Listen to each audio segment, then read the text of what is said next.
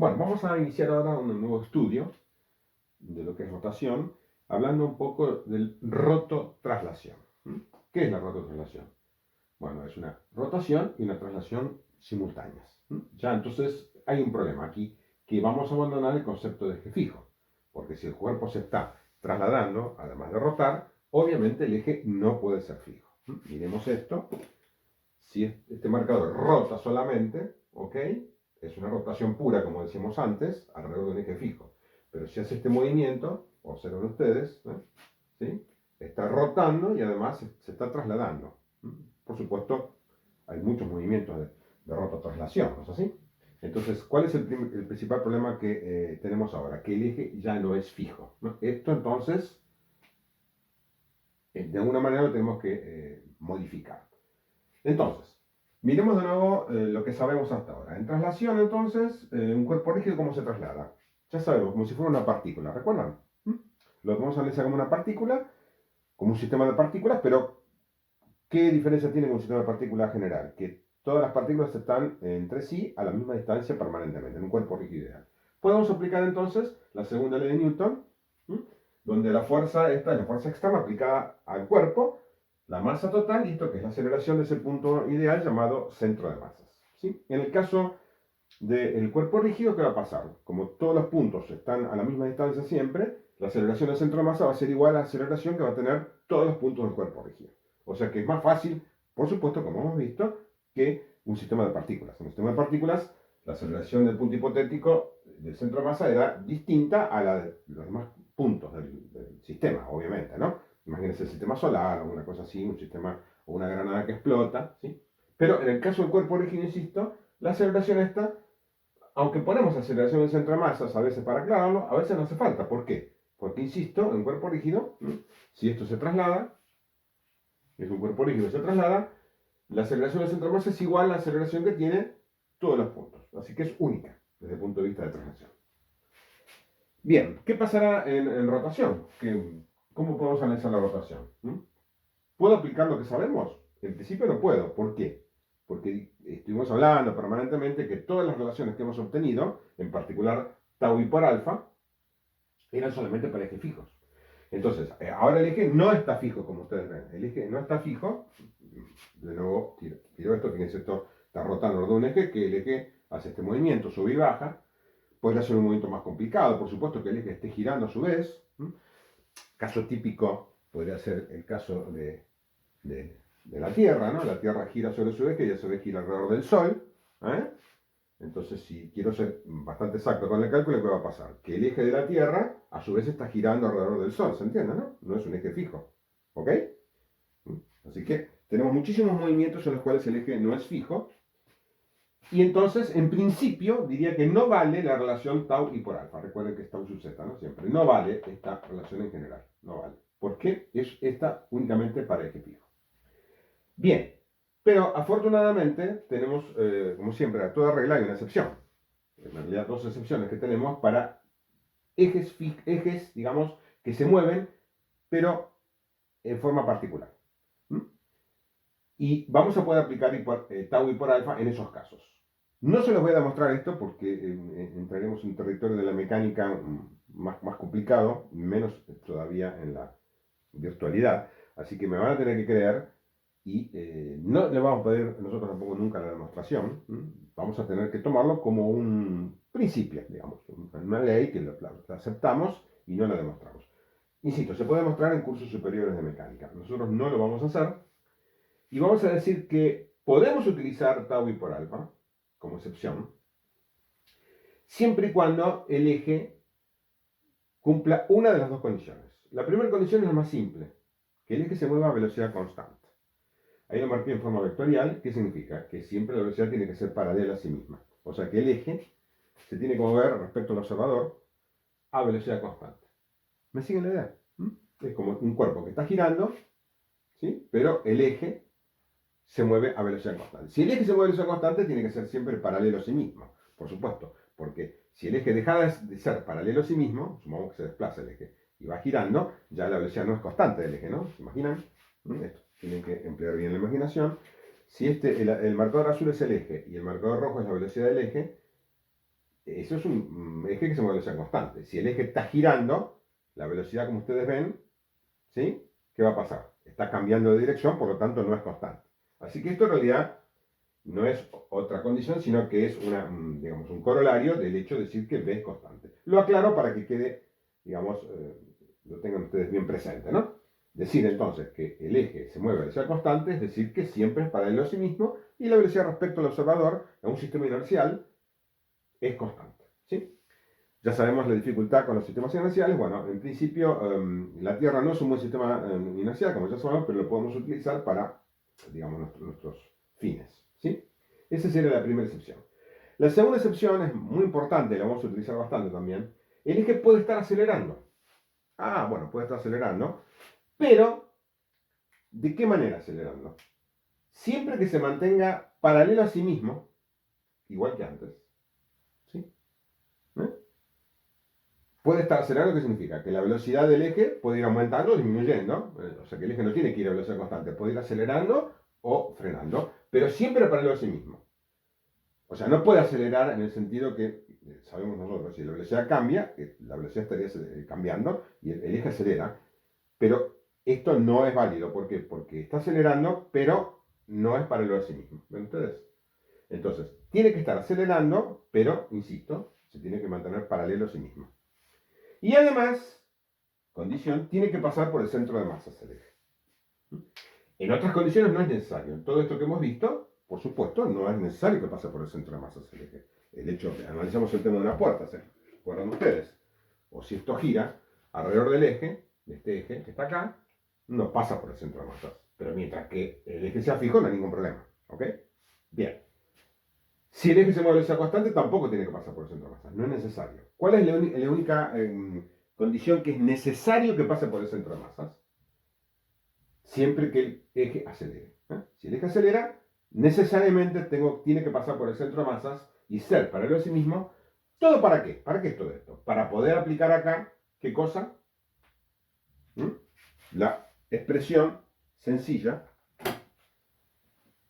de tau sub z igual I por alfa. Entonces, repito, ¿en qué casos vamos a aplicar esta expresión? En estos casos excepcionales. ¿Sí? Y eso le voy a llamar entonces por fin ahora, por eso estamos en condiciones de renombrar lo que se llama eje fijo. Por eso lo puse acá entre comillas. ¿Se acuerdan que habíamos dicho que le íbamos a cambiar este tema? A partir de ahora entonces, vamos a poder utilizar esta expresión tau y por alfa, siempre que el eje sea, insisto, entre comillas, fijo. ¿Y qué me refiero a un eje fijo? Un eje fijo que esté fijo en un sistema inercial, que se mueva a velocidad constante respecto al observador, al sistema inercial de referencia, o que acelere siempre que cumpla esta condición. Esto entonces es lo que podemos llamar eje fijo entre comillas. ¿Se entiende? Para darle un nombre, digamos, ¿no? Y no decir todo esto cada vez. Pues yo tendría que repetir cada vez. Esta ecuación es válida para un eje fijo en un sistema inercial, un eje que se mueve a velocidad constante respecto a un sistema inercial, o un eje que acelera respecto a un sistema inercial, siempre que sea paralelo a sí mismo, pase por el centro de masa. Para no decir todo ese verso, que ya lo tenemos acá bien marcado, hablo de eje fijo entre comillas. ¿Ok? Y eso es lo que vamos a utilizar nosotros. No vamos entonces a emplear otro tipo de eje, excepto en una demostración final que va a ser, creo que eso, les anticipé, el tema del trompo, pero va a ser solamente un ejemplo nada más, de un eje que no es fijo y acelera, y no es paralelo a sí mismo. Pero es un caso muy particular, único, que vamos a estudiar. El resto del tiempo, insisto, el 99%, como ya había anticipado, vamos a poder aplicar esta expresión. ¿Por qué? Porque nuestro eje, entonces, terminamos con esto, pasa o fijo un sistema inercial, o moviéndose a velocidad constante respecto a un sistema inercial, siempre paralelo a sí mismo, o acelerando respecto a un sistema inercial, siempre que sea paralelo a sí mismo y pase por el centro de masa. Entonces, en rototraslación vamos a aplicar estas dos ecuaciones. La de traslación, la famosa segunda ley de Newton en traslación, y la de rotación, también la segunda ley de Newton para rotación, con estas salvedades. ¿Ok? Ese va a ser entonces el punto de partida para estudiar la rototraslación.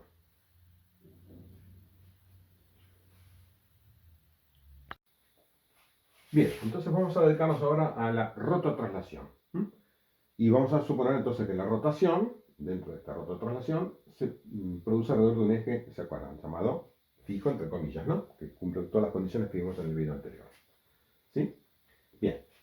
Hay dos tipos fundamentales de rototraslación. La primera es la general, donde traslación y rotación, en traslación usamos la fórmula, la segunda ley de Newton de traslación, y en rotación usamos esta, para este tipo de ejes ya sabemos que podemos usarla, no están vinculadas. No están vinculadas de una manera significa que la aceleración tangencial o lineal que tiene el cuerpo y la aceleración angular por el radio no tienen nada que ver una cosa con la otra. ¿Cuándo son un caso general? Bueno, imaginemos que esto está rotando de una manera y está moviéndose de otra. ¿Por qué está rotando? Y puede cambiar su movimiento de rotación. ¿Por qué? Porque hay un tau aplicado, entonces puede estar acelerando de manera rotacional. Y también puede estar acelerando porque hay una fuerza aplicada. Fíjense que son dos cosas distintas. Lógicamente, para que haya tau tiene que haber fuerza, pero puede haber fuerza y no tau, y puede haber tau y no fuerza, ya vamos a ir viendo con detalle todo esto. ¿Sí?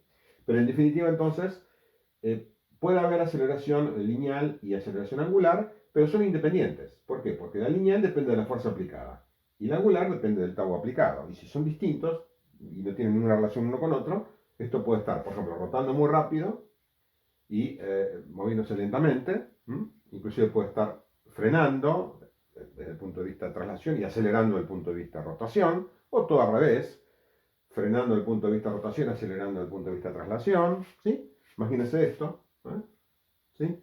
Puedo hacerlo que rote más rápido, o más lento. O sea que, en una palabra, ¿qué es lo que quiero decir con todo esto? Ustedes tienen que imaginar este tipo de movimientos generales de rototraslación, en los cuales la traslación y la rotación no están vinculadas entre sí. Son dos problemas distintos. Tendré que ver, para un cierto, digamos, tiempo, quiero saber dónde va a estar el cuerpo, como siempre es la pregunta típica de la mecánica, ¿no? Dadas las condiciones iniciales, dentro de un cierto tiempo, dónde estará el cuerpo, tendré que aplicar entonces independientemente las dos ecuaciones, ninguna vinculación, después de un cierto tiempo, a una cierta aceleración, el cuerpo estará en una posición, tendré que ver las fuerzas que actúan, y luego de un cierto tiempo también, de acuerdo al momento que actúa, tendrá una cierta aceleración angular y estará en otra posición también angular distinta. ¿Ok? Pero son dos problemas básicamente independientes.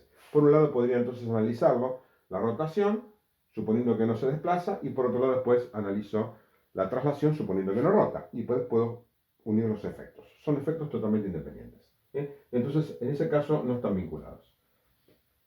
Es un caso general y, bueno, se puede resolver, ya insisto, con todos los mecanismos que nosotros tenemos. ¿Sí? Entonces suponemos una traslación y después una rotación alrededor de un eje fijo, como ya hemos visto hasta ahora. Y no están vinculados, no tiene que ver una con otra.